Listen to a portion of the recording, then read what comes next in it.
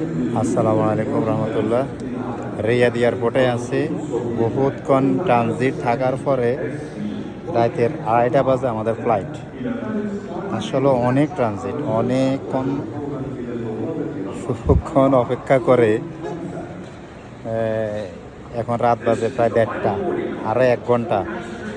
তো এখন তারা ডাকতেছে, মাত্র ঢাকার নাম ললো, এই মাত্র ঢাকার নাম নিল।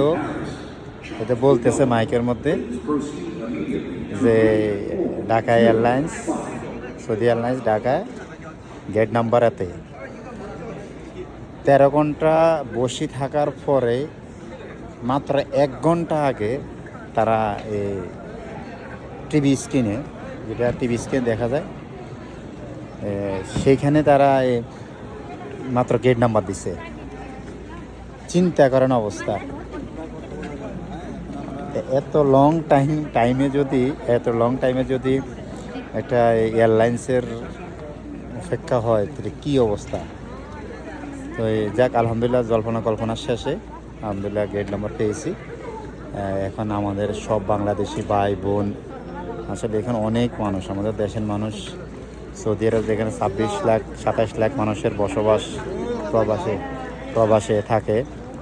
তো সেইখানে আসলে মানুষ হবে না এটা কল্পনীয়, যে সৌদি এয়ারলাইন্সে মানুষ হবে না। দেখেন আমাদের বাঙালি ভাই সবাই এখানে, সব এই এয়ারলাইন্সের বাঙালি ভাইরা, অনেক মানুষ, অনেক উপরন্ত মানুষ। লালা মাফিস ওরা কালাম এখন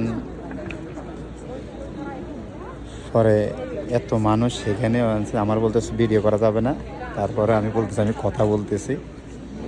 যাক, জলপান শেষে 1 ঘন্টার ভিতরে ইনশাল্লাহ ফ্লাইটে উঠবো। 2:30টার সময় 2:45 ফ্লাইট পড়বে। আলহামদুলিল্লাহ সফরটা আলহামদুলিল্লাহ ভালোই লাগছে।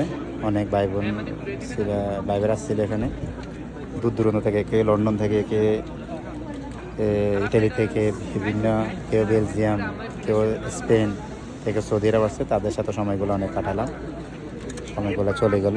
আলহামদুলিল্লাহ সবাই ভালো থাকবেন।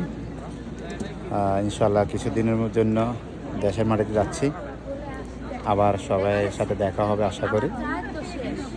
আল্লাহ যদি হয়তো বাঁচা রাখে আবার এই মাটিতে আসবো।